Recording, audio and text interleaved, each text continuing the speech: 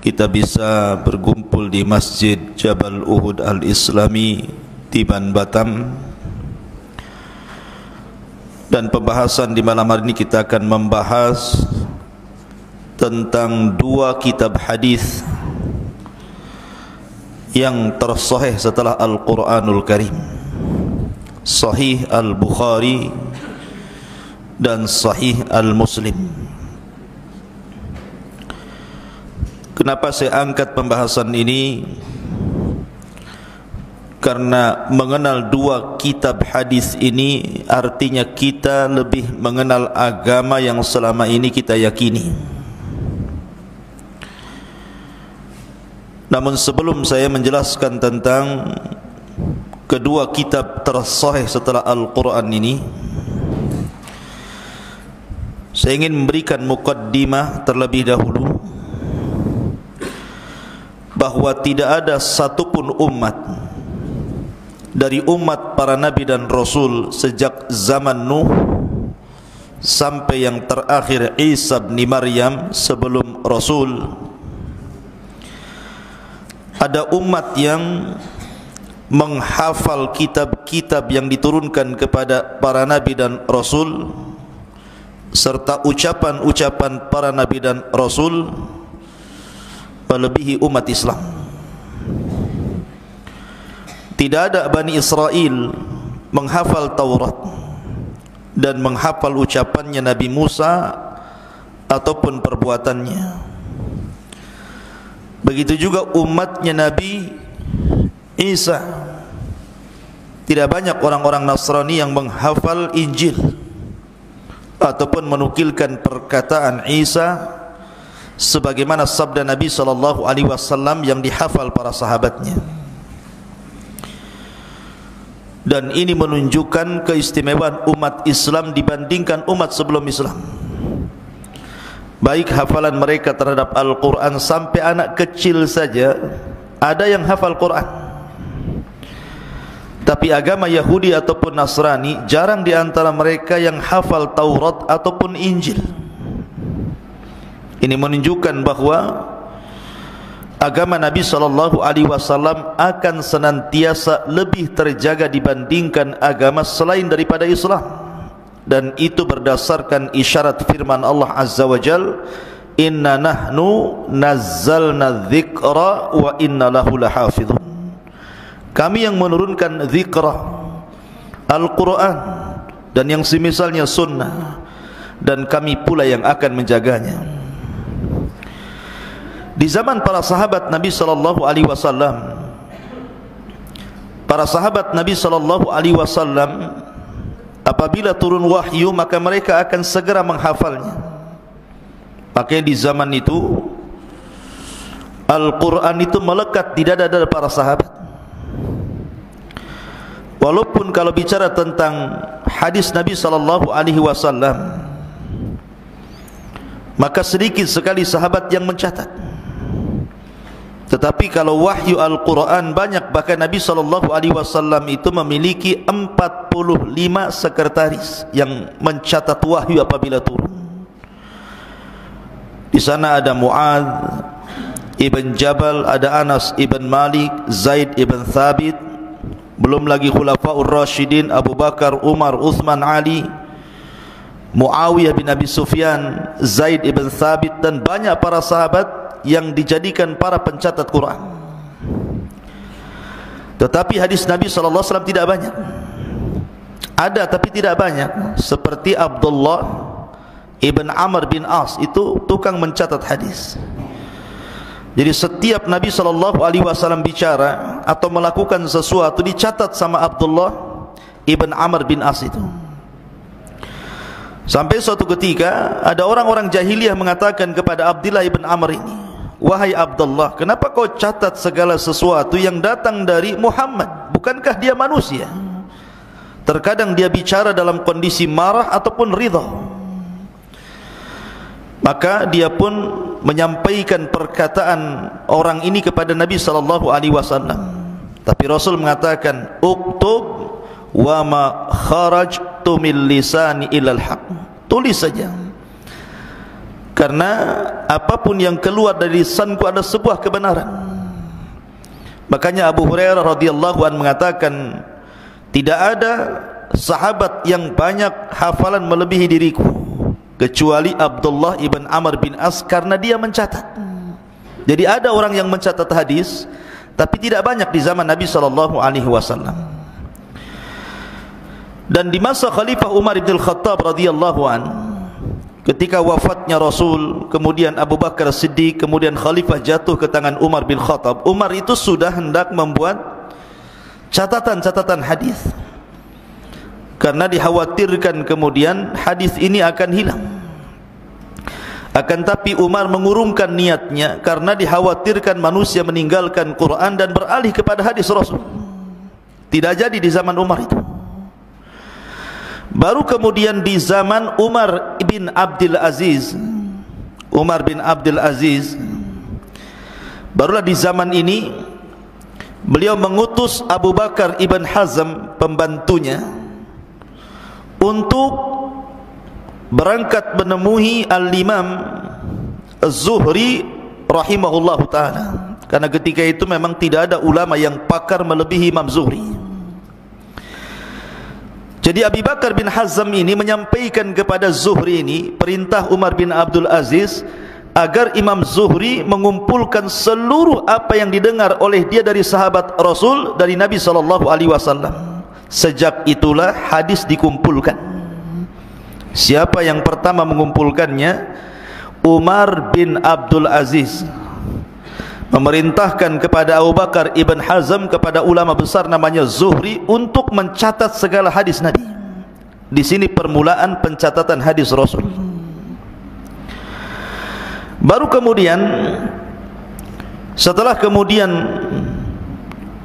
tetapi ketika itu masih ngacak ya, tartibnya itu belum tersusun rapi. Yang penting hadis-hadis Nabi dikumpulkan gitu saja, kemudian dibukukan. Baru kemudian setelah datang orang-orang setelah Zuhri seperti Imam Malik, Abdullah ibn Mubarak, Ma'mar, Sufyan al-Thawri, Sufyan ibn Uyainah, Al-Laits, dan banyak para ulama setelah Zuhri ini, barulah mereka mulai mengumpulkan dan mencatat hadis Nabi SAW dan membukukannya. Dan itu pada abad kedua. Baru pada abad ketiga, pada abad ketiga inilah abad keemasan, di mana kemudian muncul orang yang kita bahas malam ini. Lahirlah Imam Bukhari, lahirlah Imam Muslim, Abi Dawud, Tirmidzi, Ibnu Hibban, dan seluruh para ulama mukharrij, pengeluar hadis. Mulailah mereka mengkhususkan kitab hadis yang tidak acak, yang acak-acak sebelumnya dikumpulkan dan dijadikan satu dengan sangat tertib. Bahkan Imam Bukhari dan Muslim sampai membuat kitab khusus namanya Sahih Bukhari dan Muslim, yang isinya hanya hadis-hadis sahih saja. Tetapi sebelumnya seperti Musnad Imam Ahmad, Muwatta Imam Malik, dan yang lainnya masih tercampur itu. Ada yang dhaif, ada yang sahih, ada yang diterima, ada yang ditolak. Tetapi ulama yang pertama kali mengumpulkan hadis sahih dan tidak memasukkan hadis dhaif hanyalah Imam Bukhari. Kemudian disusul oleh muridnya Imam Muslim, sehingga dua imam ini berkarya dengan karya yang luar biasa, dikenang oleh barat dan timur, sehingga kitabnya talaqathul ummatu bil qabul. Semua umat menerima dua kitab ini dan dijadikan sandaran hujjah dalam beragama, dan dua kitab ini adalah dua kitab tersahih setelah Al-Quran. Luar biasa. Itu baru setelah itu tidak ada lagi ulama kecuali hanya meringkas, memberikan catatan kaki, dan begitu seterusnya sampai hari ini. Taib, kita masuk pada pembahasan itu, sejarah kenapa kitab hadis dibukukan. Kita masuk pada pembahasan inti. Yang pertama kita akan bahas dulu, mengenal lebih dekat tentang kitab Sahih Bukhari. Tentu sebelum saya menjelaskan tentang isi daripada Sahih Bukhari, saya ingin menjelaskan tentang siapa Imam Bukhari dulu. Imam Bukhari ini ikhwan, beliau lahir pada tahun 194 Hijriah, pada tanggal 13 Syawal tahun 194 Hijriah lahirlah Imam Bukhari, dan wafat Imam Bukhari pada 1 Syawal tahun 256 Hijriah. Catat wafatnya saja. Imam Bukhari wafat tahun 256 Hijriah. Lah Imam Bukhari ini termasuk ulama besar. Sejak kecil Imam Bukhari itu ditakdirkan buta matanya. Imam Bukhari itu waktu kecil bayi buta matanya, tidak bisa melihat, memang buta bawaan. Sehingga ibunya itu banyak berdoa, banyak sekali berdoa untuk kesembuhan putranya ini, agar ada keajaiban Imam Bukhari ini bisa melihat. Jadi suatu ketika ibunya ini bermimpi berjumpa dengan Khalil Ibrahim alaihi salatu wassalam. Nabi Ibrahim dalam mimpinya berjumpa dengan ibunya Imam Bukhari. Kemudian datang kepada ibunda Imam Bukhari dalam mimpinya, kemudian mengucapkan salam. Kata ibunya Imam Bukhari, "Man anta, siapa kamu?" Maka dia menjawab, "Saya Ibrahim Khalilur Rahman, saya Ibrahim kekasih Allah. Wa innama ji'tuki ubashiruki bi anna Allah aradda ila waladaki basarahu." Saya hanya ingin datang kepadamu wahai ibu, memberikan kabar gembira bahwa putramu sudah dikembalikan penglihatannya. Kaget ibunya Imam Bukhari ini, langsung bangkit, langsung dia melihat Imam Bukhari anaknya itu yang tertidur, langsung dibangunkan. Kagetnya luar biasa, rupanya Imam Bukhari bisa melihat. Itulah karamah namanya, karamah luar biasa. Kenapa demikian? Karena orang tuanya Imam Bukhari itu menjaga betul, terutama ayahnya Imam Bukhari itu. Dia tidak pernah memasukkan harta haram ataupun syubhat untuk dimakan keluarganya. Sampai-sampai dia mengatakan, "La a'lamu anni adkhaltu fi mali dirhaman min haramin aw syubhatin." Aku tidak pernah memasukkan pada hartaku yang dimakan oleh anak istriku harta haram sedikit pun, bahkan harta syubhat pun sedikit pun. Artinya betul-betul menjaga yang halal yang masuk ke perut Imam Bukhari. Makanya wajar berkah kehidupannya. Setelah kemudian meninggal bapaknya Bukhari, Bukhari masih kecil, anak yatim. Yang sibuk mengurus Imam Bukhari itu ibundanya. Dan begitulah ulama dunia rata-rata diurus oleh ibunya. Imam Ahmad diurus oleh ibunya sehingga menjadi imam dunia. Abu Hanifah yang ngurus ibundanya sehingga menjadi imam dunia. Imam Syafi'i diurus oleh ibundanya sehingga menjadi imam dunia. Imam Syu'bah. Jadi rata-rata imam dunia itu terlahir yatim, dan ibundanya yang mengurus sehingga menjadi ulama besar. Makanya wajar kalau seorang ibu itu ummul madrasah, dialah guru yang terbaik yang ada di rumah. Adapun Imam Bukhari itu memang sudah dicintakan ilmu sejak kecil.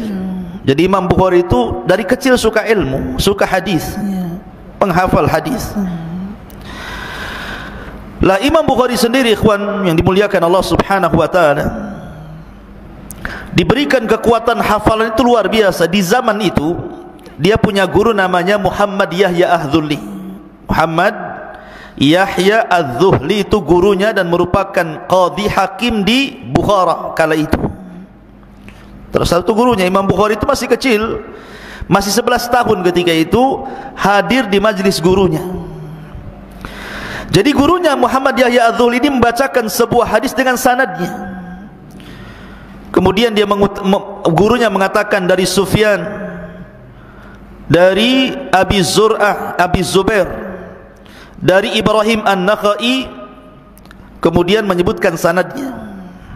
Imam Bukhari bangkit dan mengatakan, akhta'ta ya imam, kau salah. Tidak pernah Ibrahim An-Nakhai itu mendengar dari Abi Zubair. Kaget gurunya, bagaimana kau tahu bahwa Ibrahim An-Nakhai tidak mendengar hadis daripada Abi Zubair?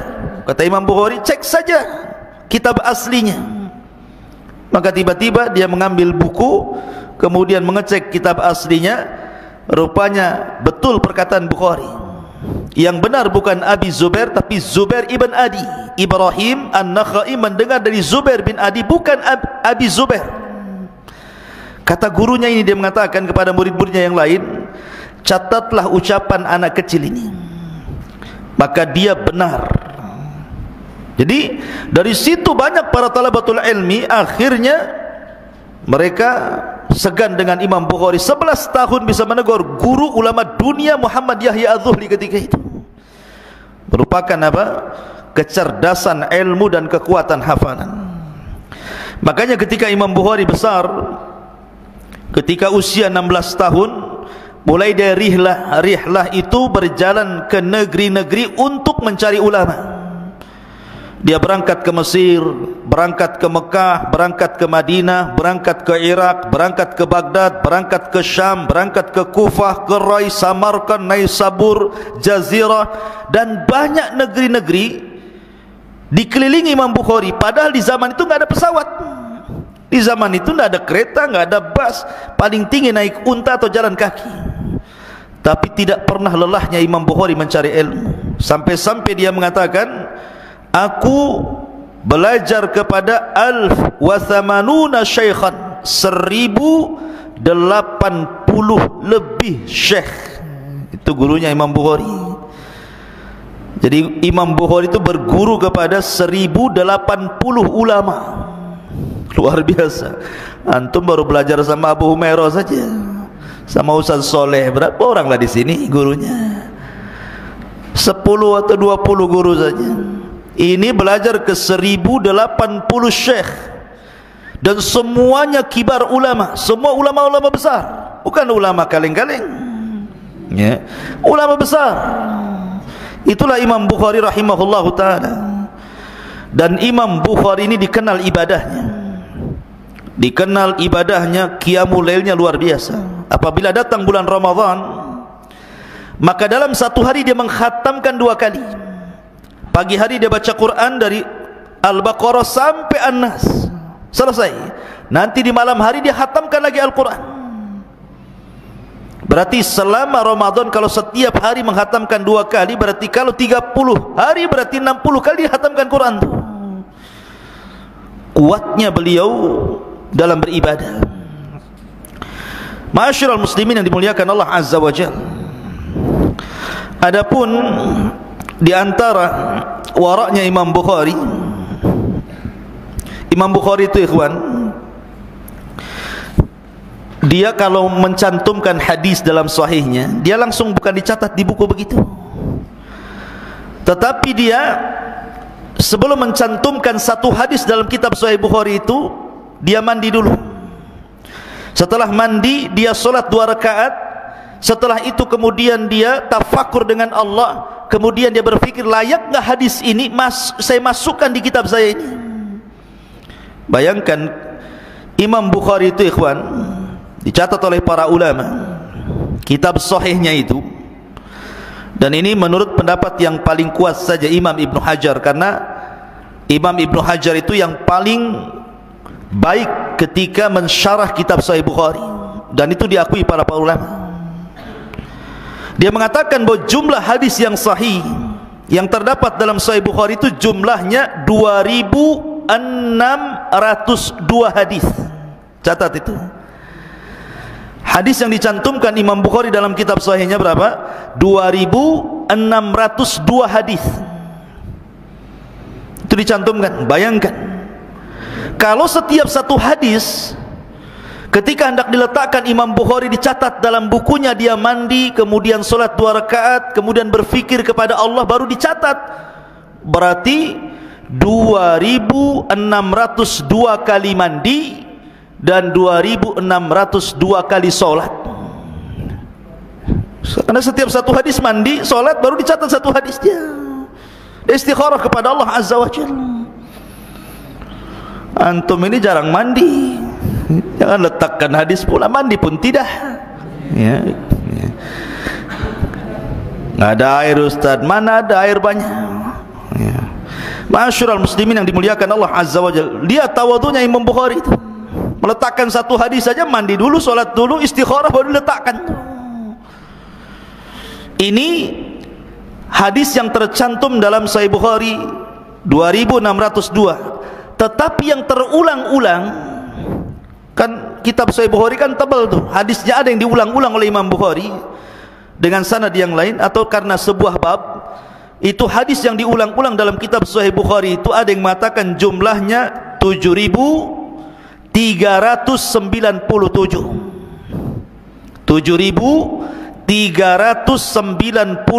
hadis yang diulang-ulang. Ada yang mengatakan 7.275 hadis. Jadi hadis yang diulang-ulang dalam Sahih Bukhari itu ada yang mengatakan 7.397, ada yang mengatakan 7.275 hadis. Tapi yang tidak ada pengulangan, maksudnya yang dicatat Imam Bukhari dalam Sahih Bukhari itu ada yang mengatakan 4.000, tetapi menurut pendapat Ibnu Hajar 2.602 hadis. Itu Sahih Bukharinya saja itu. Dan setiap pemasukan satu hadis, dia mandi, dia solat, dia catat. Luar biasa. Ma'asyiral muslimin yang dimuliakan Allah Azza wa Jalla, Imam Bukhari ini memiliki guru-guru yang luar biasa. Di antara guru-gurunya yang sangat kondang adalah Imam Ahmad bin Hanbal, pencetus mazhab Hambali. Kemudian Ishaq ibn Rahaweh, seorang mazhab Syafi'i. Kemudian Yahya bin Ma'in, kemudian Fadl ibn Dakin, dan banyak lagi guru-guru Imam Bukhari. Kalau murid-muridnya jangan tanya. Imam Muslim muridnya, Imam At-Tirmidzi muridnya, Imam Abi Hatim muridnya, Ar-Razi, Abu Zur'ah Ar-Razi, Abu Bakar ibn Asim, Ibrahim ibn Ishaq. Itu ulama-ulama hadis tuh. Nanti kalau antum belajar mustalah hadis, kenal ulama-ulama ini. Itu ulama-ulama besar, pencatat hadis semuanya itu.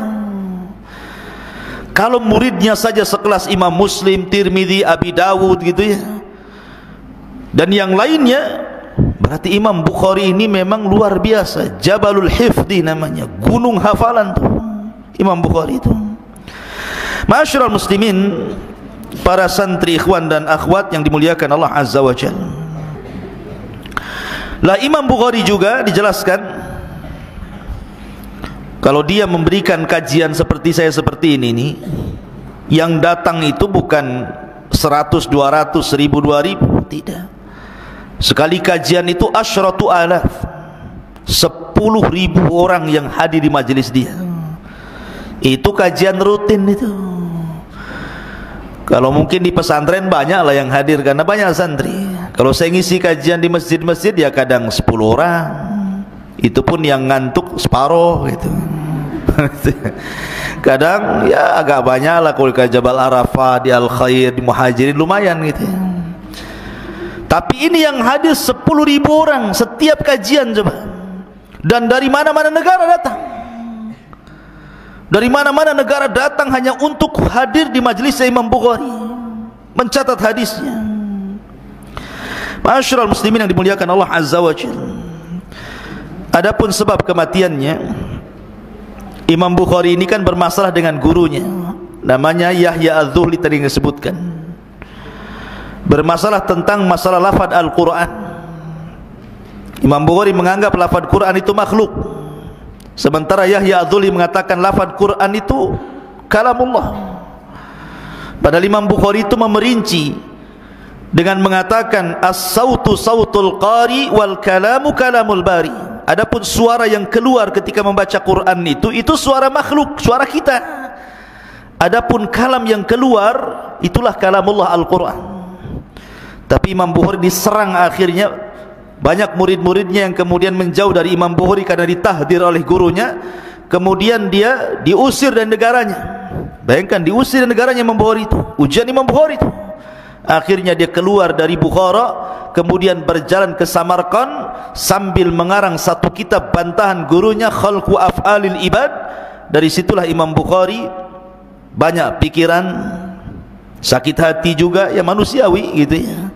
Akhirnya kemudian sakit dan dia mengatakan, Allahumma innahu dhaqat lid dunya, Allahumma faqbidni ilaik. Ya Allah, dunia ini terasa sempit bagiku.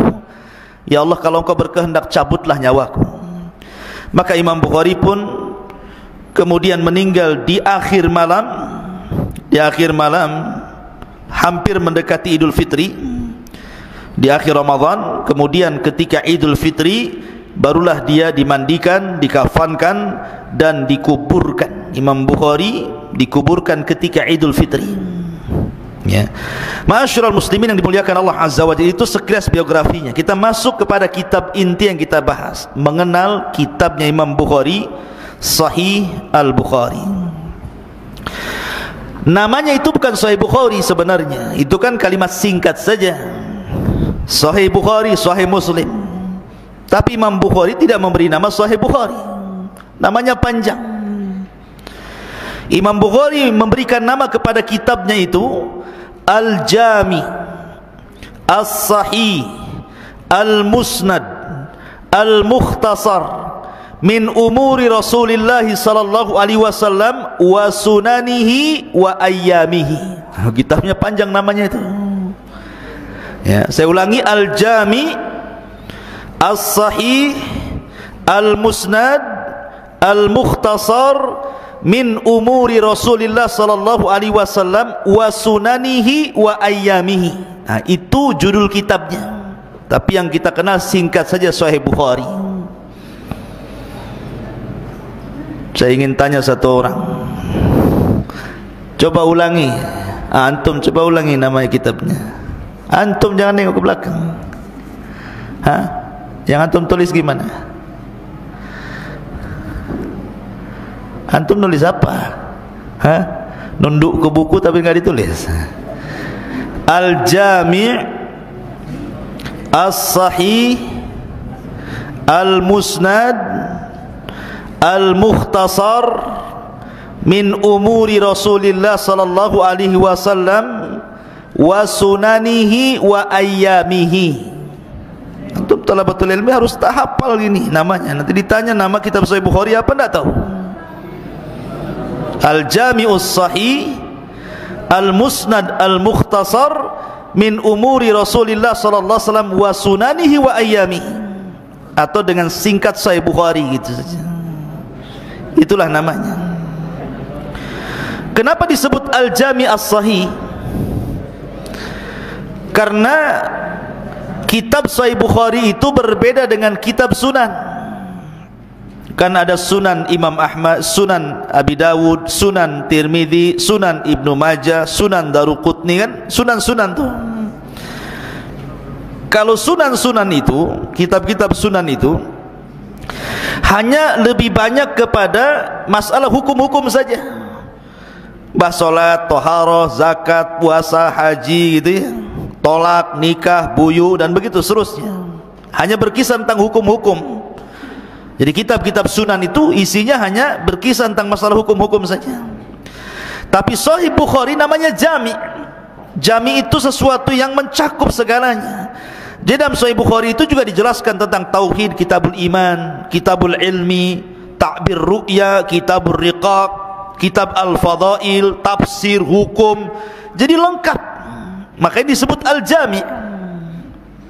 Ya. Adapun disebut sahih karena Imam Bukhari tidak pernah memasukkan dalam kitabnya kecuali yang sahih-sahih saja. Jadi Imam Bukhari tidak pernah memasukkan dalam kitabnya kecuali hadis-hadis sahih saja. Ma'asyiral muslimin yang dimuliakan Allah Azza wa Jalla. Taib, pertanyaannya, kenapa Imam Bukhari sampai mengumpulkan kitab Sahih Bukhari sehingga kitabnya menjadi kitab kondang di kalangan ahli sunnah wal jamaah? Imam Bukhari itu suatu ketika duduk bersama gurunya Siapa guru Imam Bukhari? Ishaq ibn Rahawayh, seorang yang bermadzhab Syafi'i, itu gurunya Imam Bukhari. Lah Ishaq ibn Rahawayh pun punya karya sebenarnya, tapi Ishaq ibn Rahawayh ini melihat kecerdasan muridnya Imam Bukhari ini, dia mengatakan kepada Imam Bukhari, "Lau jama'tum kitaban mukhtasaran li sahihi sunnatin Nabi sallallahu alaihi wasallam." Wahai Bukhari, seandainya engkau mau mengumpulkan satu buku yang isinya hanya hadis-hadis yang sahih secara ringkas, tentu ini lebih baik. Ketika ucapan Ishaq ibn Rahawayh inilah akhirnya menghujam dalam hati Imam Bukhari. Terpikir terus kata-kata Ishaq ibn Rahawayh ini, seandainya engkau kumpulkan satu kitab yang isinya kumpulan-kumpulan hadis Rasul yang sahih secara ringkas saja, wahai Bukhari, lakukan. Jadi kepikiran terus ucapan Ishaq ibn Rahawayh, sampai akhirnya Allah buka hatinya dan dia pun mulai menulis kitab Sahih Bukhari selama 16 tahun. Bukan setahun, 2 tahun, 16 tahun dia mengarang kitab Sahih Bukhari itu. Ada juga yang mengatakan, dan itu Imam Bukhari sendiri yang mengatakan, bahwa sebab dia mengarang kitab itu karena beliau mimpi. Beliau mimpinya mengatakan demikian, kata Imam Bukhari, "Ra'aitun Nabiyya sallallahu alaihi wasallam ka'anni waqifun baina yadayhi wa biyadi mirwahatun adubbu anhu." Kata Imam Bukhari, suatu ketika aku bermimpi. Dalam mimpiku aku berhadap-hadapan dengan Rasul, dan ketika itu aku membawa kipas, mengkipas-kipas seperti ini, melindungi Nabi sallallahu alaihi wasallam, melihara Nabi sallallahu alaihi wasallam. Maka dia pun terbangun, kemudian dia bertanya kepada pakar ahli mimpi, orang yang suka mentakbirkan mimpi, mentakwilkan mimpi. Dia datang, "Ini saya mimpi seperti ini, apa ya takwilnya, apa maksudnya ya?" Maka ahli-ahli mimpi itu akhirnya mengatakan kepada Imam Bukhari, "Innaka tadubbu anhul kadhib fahuwa alladhi hamalani ala ikhrajis sahih." Bahwa engkau, wahai Bukhari, engkau akan membela Rasul dari para pendusta. Sebab itulah, kata Imam Bukhari, yang menjadikan aku mengeluarkan hadis-hadis Nabi sallallahu alaihi wasallam. Dari inilah sebabnya Imam Bukhari mengarang kitab Sahih Bukhari. Ada yang mengatakan karena nasihat gurunya Ishaq ibn Rahawayh, ada yang mengatakan karena mimpinya beliau. Maka dengan mimpi itu dia mentakwilkan kepada pakarnya, kemudian dari sebab itulah dia mengarang kitab Sahih Bukhari. Ma'asyiral muslimin yang dimuliakan Allah Azza wa Jalla, la Sahih Bukhari ini, atau tadi disebut Al-Jami' As-Sahih Al-Musnad Al-Mukhtasar min umuri Rasulillah SAW wa sunanihi wa ayyamihi, ini karya beliau.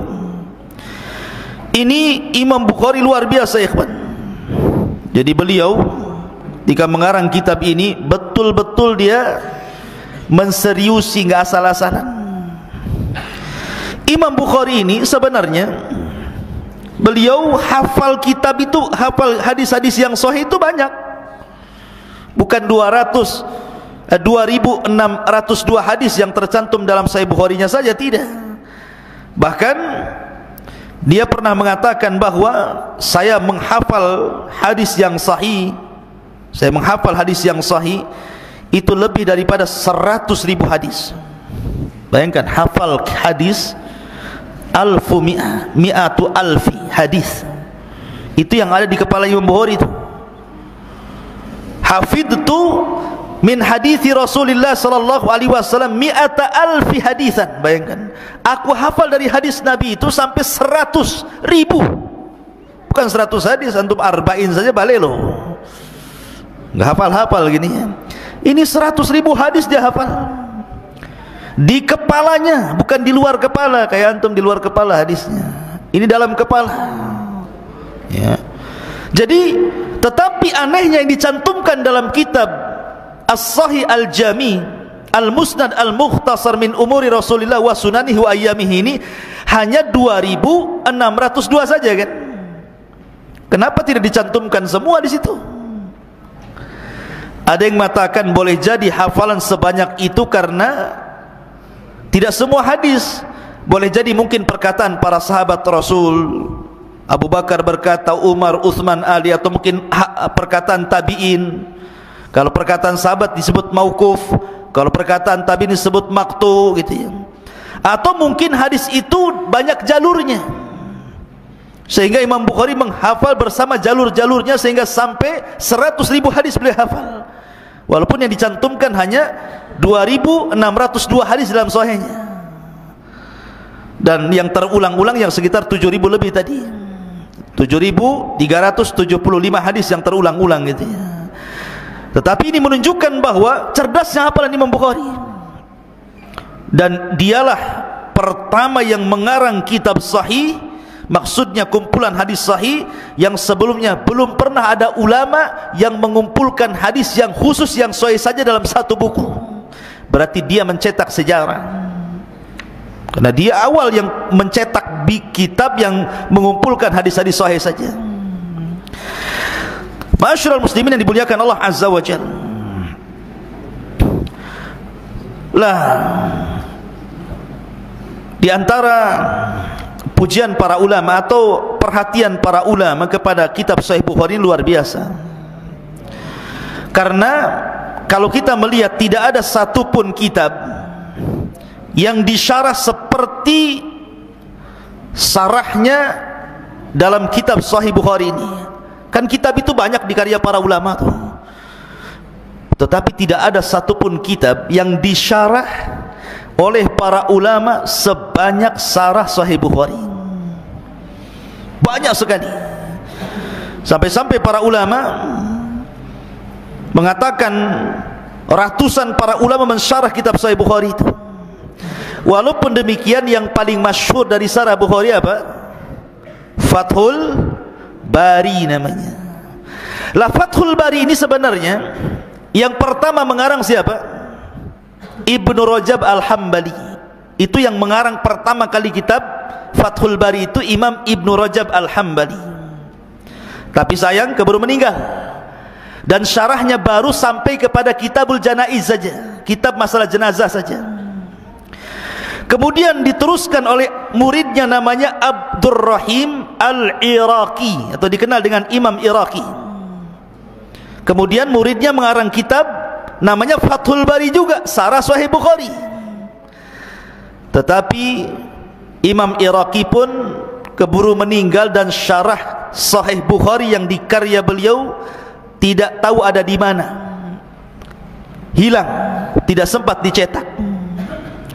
Kemudian datang muridnya Imam Iraqi namanya Ibnu Hajar Al-Asqalani. Lah, Imam Ibnu Hajar Al-Asqalani akhirnya mengarang kitab juga namanya Fathul Bari. Dan Allah karuniakan kepada beliau usia yang panjang sehingga bisa merampungkan sarah Sahih Bukhari, Fathul Bari.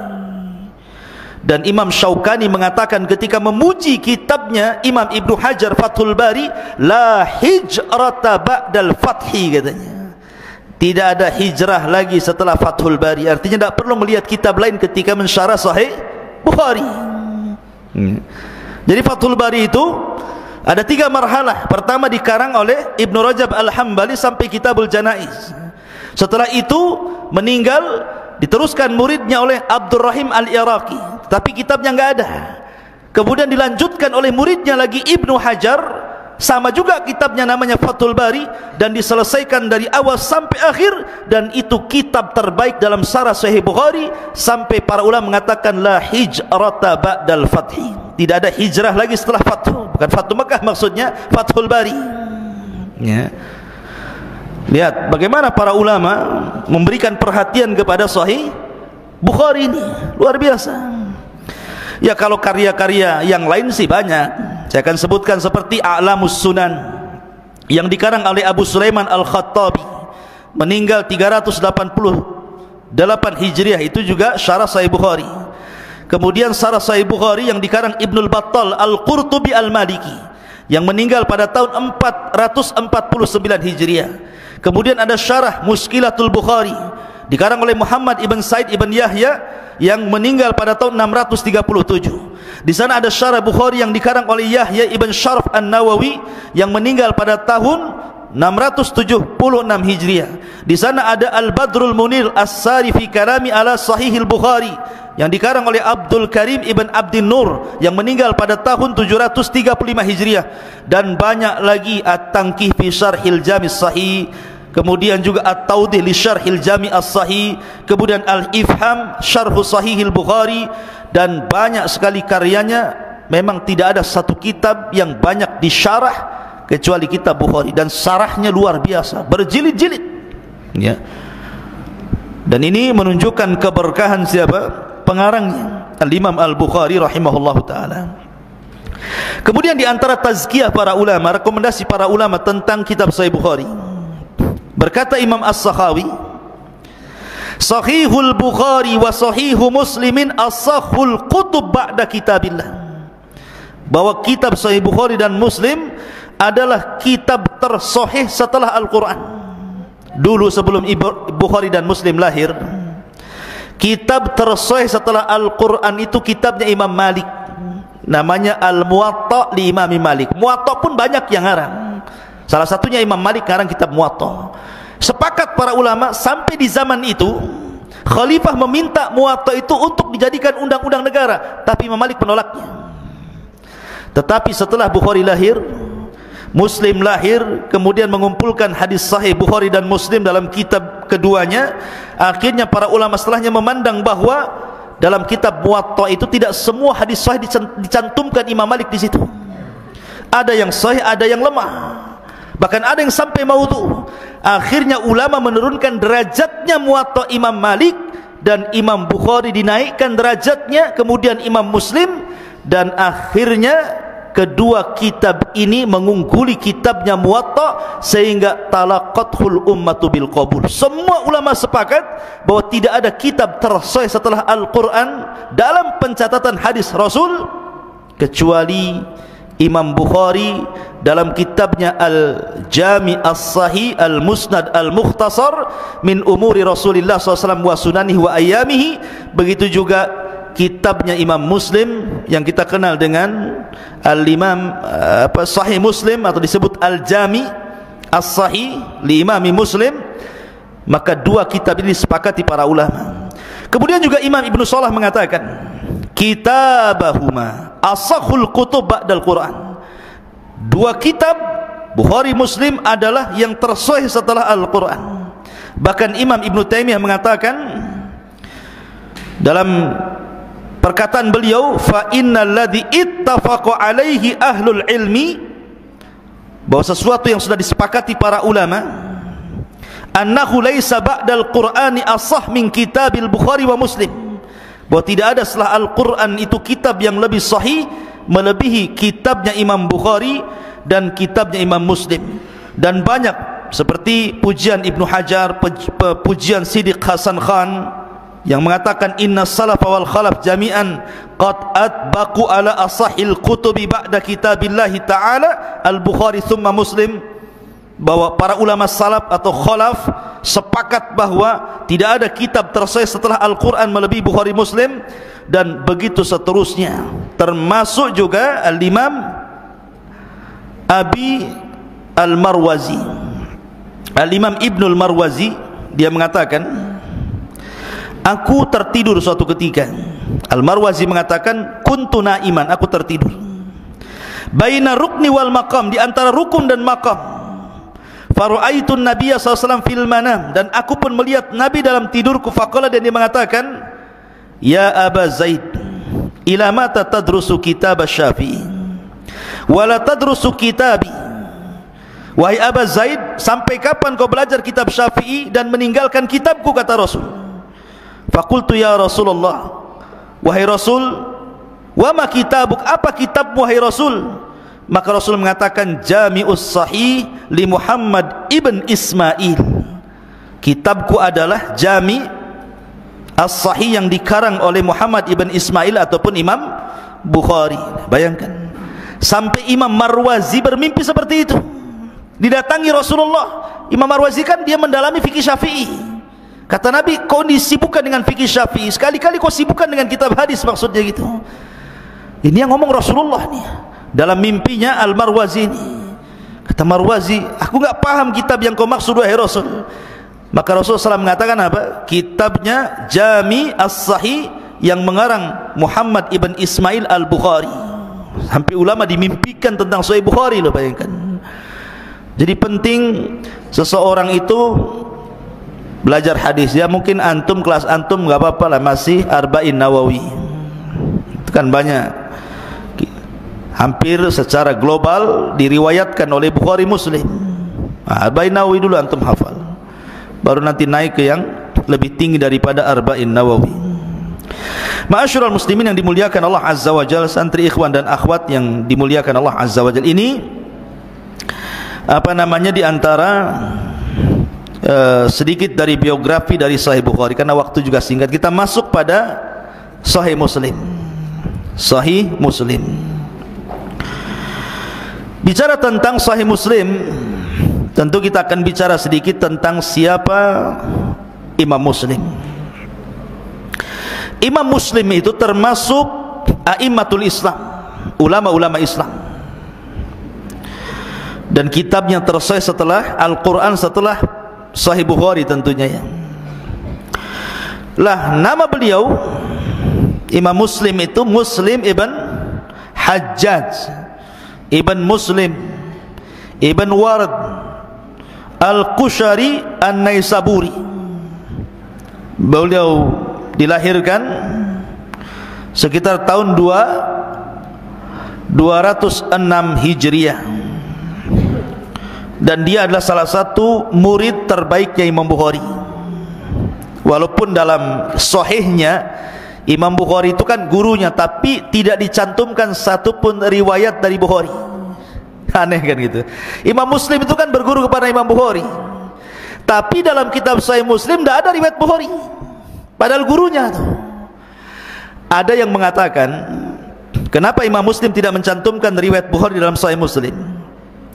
Bahwa Imam Muslim itu mendahului sanad ulu, sanad yang lebih tinggi, karena guru-gurunya Imam Bukhari, guru-gurunya Imam Muslim juga. Kalau ada guru Imam Bukhari, ngapain kepada Imam Bukharinya? Langsung saja ke gurunya.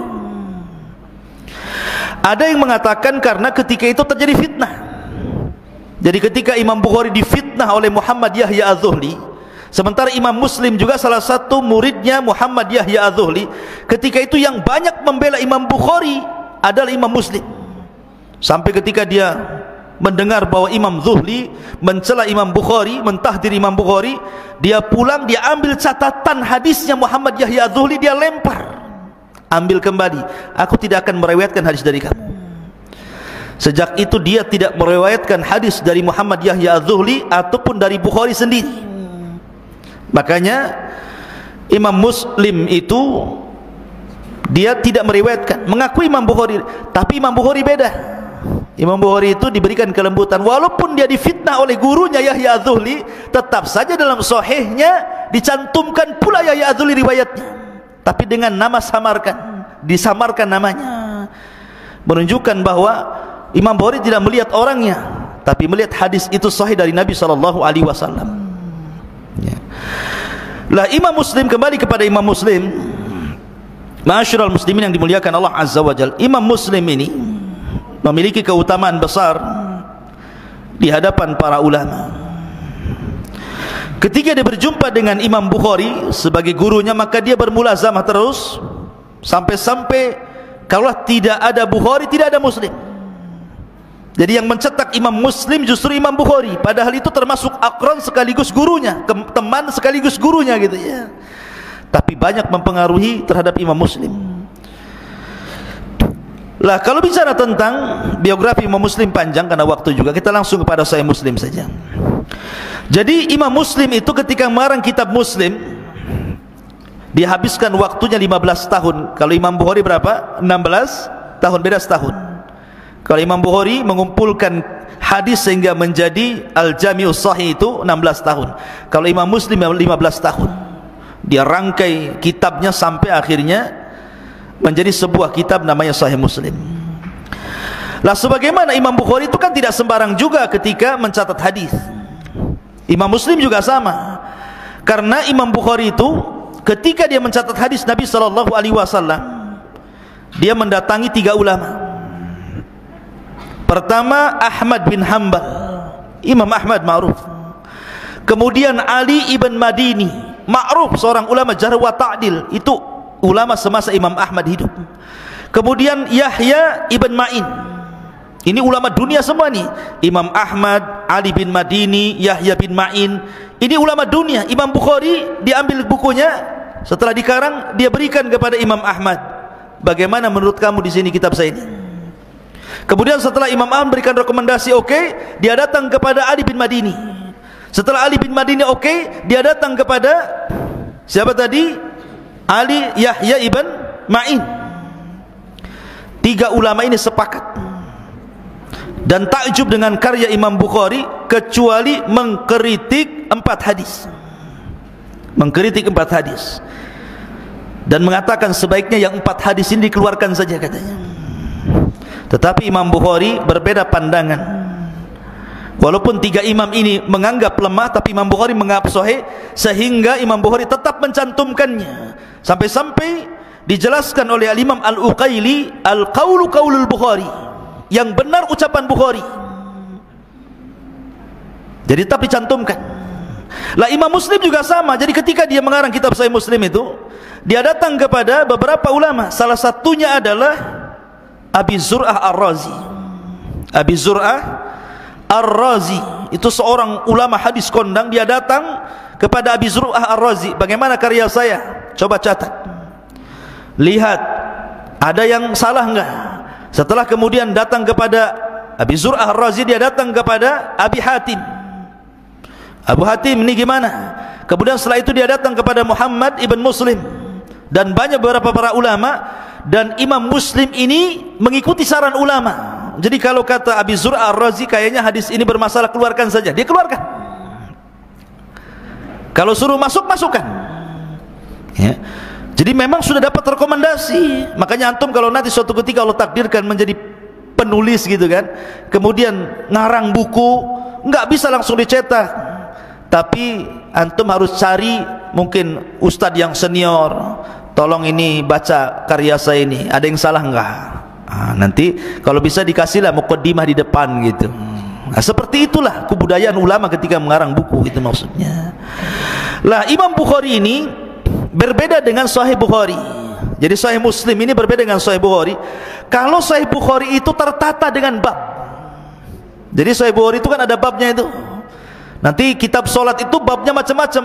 Bab mengangkat tangan, bab menurunkan tangan, bab zikir dalam ruku, semua dibuat bab sama Imam Bukhari itu. Dan itu menunjukkan kecerdasan dan fikihnya Imam Bukhari. Langsung beristimbat di situ. Tapi Muslim tidak, dia tidak membuat bab. Dia langsung kitabus shalah, kemudian disebutkan hadisnya tentang masalah salat dari takbir sampai salam. Tidak, dia ditatib dengan bab gitu ya. Lah yang membuat bab itu justru Imam Nawawi yang mensyarahnya. Dan syarah Imam Nawawi syarah terbaik dalam Sahih Muslim. Syarah Sahih Muslim Imam Nawawi itu. Barulah dikasih bab. Ada yang mengatakan qadiyat, ada yang mengatakan Imam Nawawi yang membuat bab sehingga menjadi tertata. Tapi kalau kitab aslinya nggak ada babnya. Langsung kitabus shalah, kemudian hadis dicantumkan banyak-banyak di situ.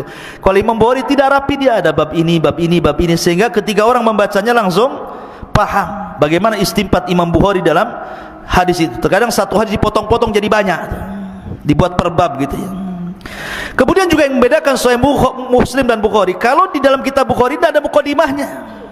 Coba antum beli kitab Sahih Bukhari, matannya itu langsung buku saja, buka di awal langsung bismillah. Kemudian hadis yang pertama, innamal a'malu binniyat wa innamal likulli imri'in ma nawa, wa man kanat hijratu ila Allah war rasul fa hijratu ila Allah war rasul, wa man kanat hijratu lidunya aw imra'atin yankihuha fa hijratu ila ma hajara ilaih. Kemudian baru dibuat bab. Enggak ada muqaddimah sama sekali. Tapi kalau antum beli kitab Sahih Muslim, banyak muqaddimahnya itu. Maksud muqaddimah ini, apa sih tujuan Imam Muslim mengarang kitab, dijelaskan dalam muqaddimah itu. Walaupun kebanyakan para ulama jarang berikan muqaddimah, tapi ini salah satu keistimewaan Imam Muslim memberikan muqaddimah dalam kitabnya sebelum masuk kepada bab, sebelum masuk kepada hukum-hukum yang akan ditulis dalam kitab Sahih Muslim itu.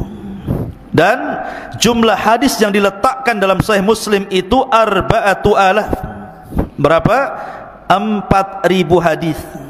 Kalau tadi Bukhari berapa yang tidak terulang? Siapa yang hafal? 2.602. Yang terulang-ulang 7.375 hadis. Ada yang mengatakan? Ahsan. Ya. Jadi kalau Imam Muslim yang dicantumkan dalam sahihnya hanya 4.000 hadis. Ada yang mengatakan 3.300 hadis, ada yang mengatakan 3.300 hadis, ada yang mengatakan 4.000 hadis. Tapi kalau yang terulang-ulang banyak. Berapa? Isnai asyara alfan. 12.000 hadis yang terulang-ulang. Tetapi yang tidak terulang-ulang 4.000, ada yang mengatakan 3.030 hadis. Itulah kitab Sahih Muslim. Lah di antara ikhwatu fillah memuliakan Allah Azza wa Jalla, Imam Muslim ini punya gaya dalam mencatat hadis. Dalam mengarang kitab itu Imam Muslim punya gaya, punya metode gitu kan. Jadi Imam Muslim ini membagi orang-orang yang diambil riwayat itu kepada 3 kelompok. Kelompok yang pertama yang disebut dengan martabatul ula.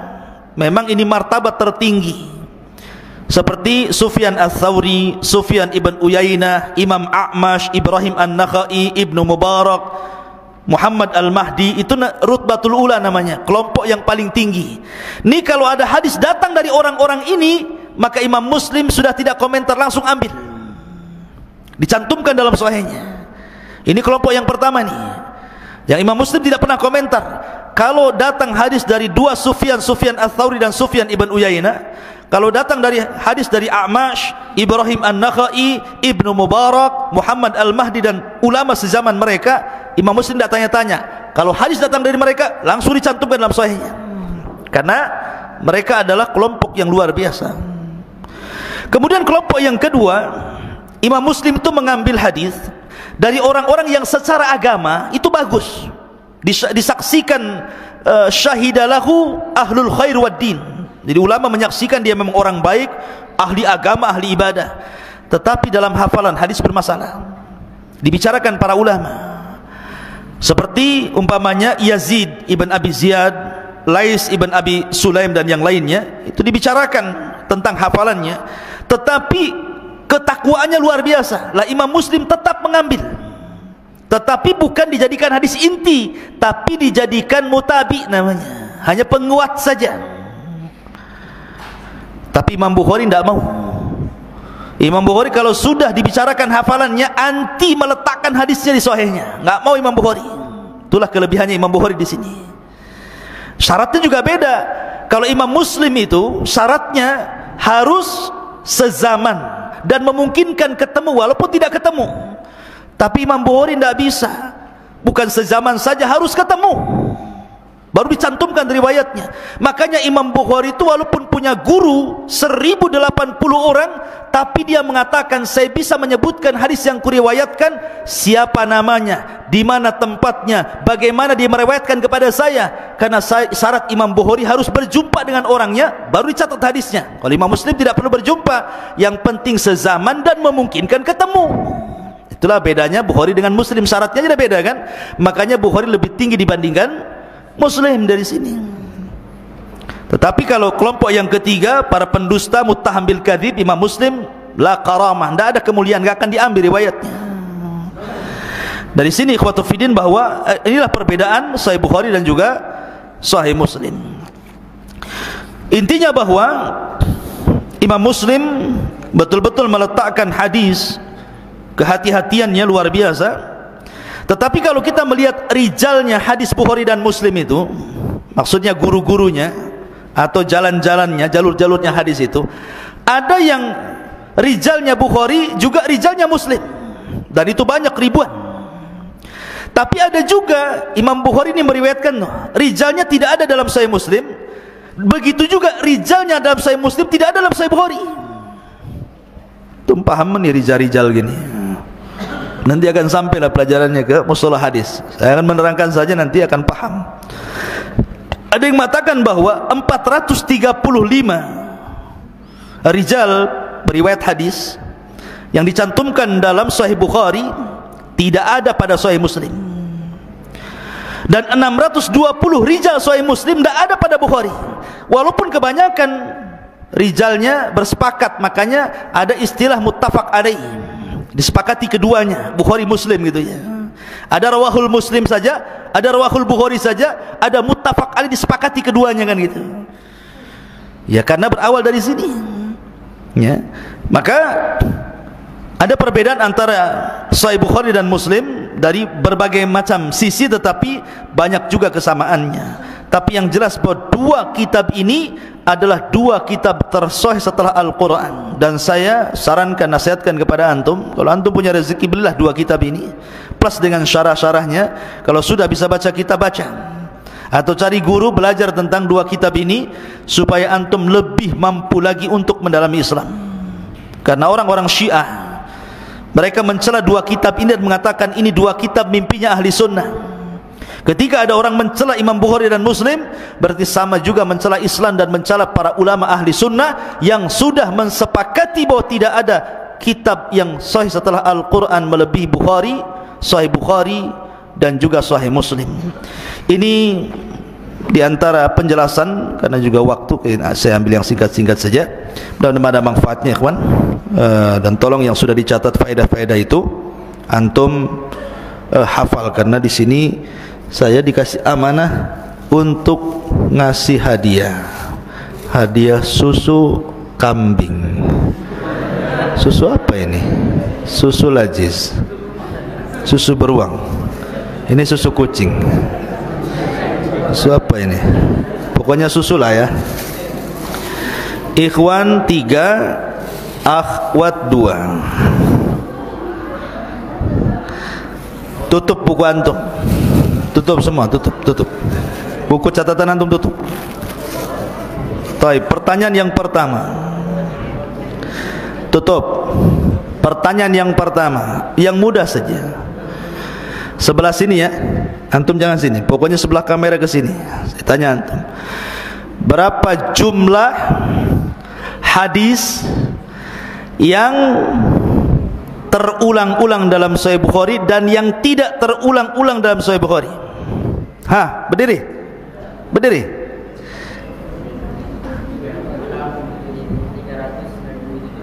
Oke, yang tidak terulang?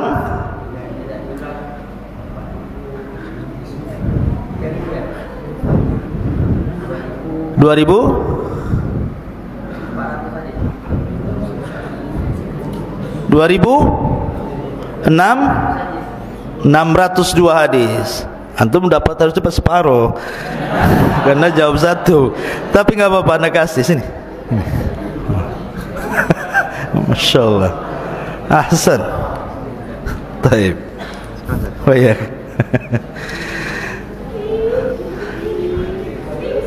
Dua, antum sini.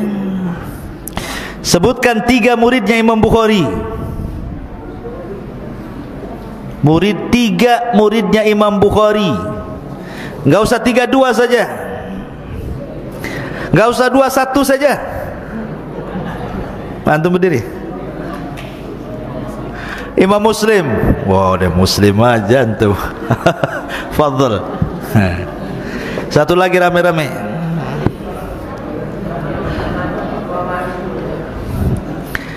Sebutkan 2 perbedaan Sahih Bukhari dan Muslim.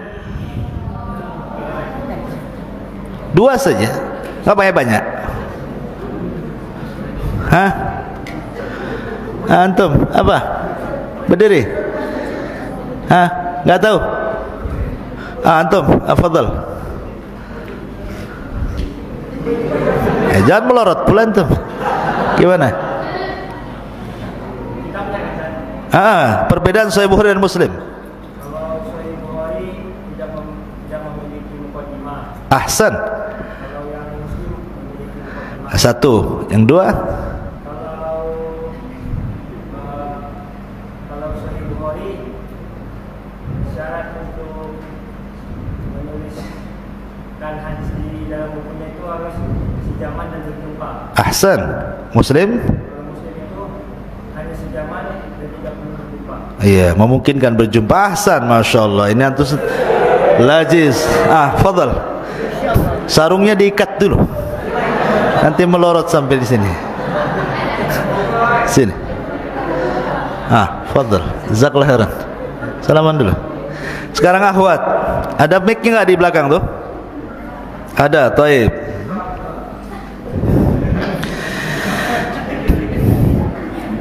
Akhwat, terserah siapa yang jawab ya, karena saya nggak melihat anti. Jadi sekarang pertanyaannya, siapa yang pertama kali, khalifah siapa yang pertama kali memerintahkan untuk membukukan hadis? Dan siapa yang menulisnya, yang mengumpulkannya? Atas perintah khalifah siapa? Dan ulama siapa yang pertama kali mengumpulkannya? Ayo, yang tidur pula lah di balik tabir ini. Nggak tahu?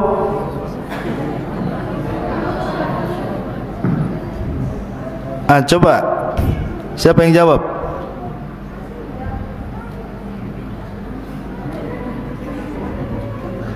Ayo bunyi.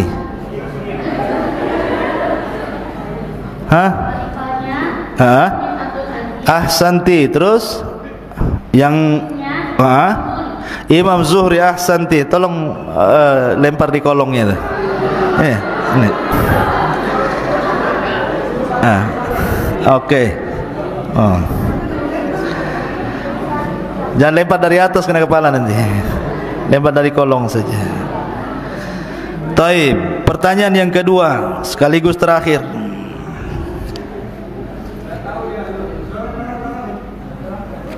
Dari bawah. Udah. Jangan rebutan satu. Taib. Sebutkan alasan kenapa Imam Bukhari mengarang kitab Sahih Bukhari. Satu saja alasannya. Kenapa Imam Bukhari sampai mengarang kitab Sahihnya? Apa alasannya?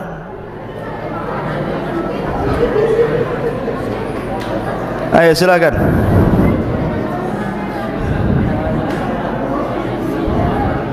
Diam dulu Iwan, diam dulu biar dengar di belakang.